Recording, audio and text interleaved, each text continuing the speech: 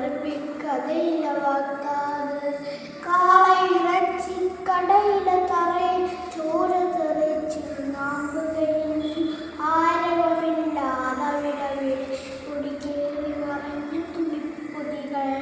കൂട്ടത്തിൽ ചെറുകുപ്പായത്തിൽ ചിതറിയ വാല്യമുറങ്ങുന്നു. അരികിലെ അമ്മ പുതുക്കിതരെ ചുടുകവളിൽ പാതിക്കൈ മാത്രം. ഇത് വാക്താതാണമ്മ പറഞ്ഞൊരറബിക്കഥയിലെ വാക്താവ്.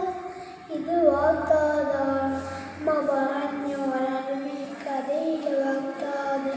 തെരുവിനോരത്തൊരു തിരിക്കിട്ട് കിടപ്പുണ്ടവിടെ പുകയുണ്ട്.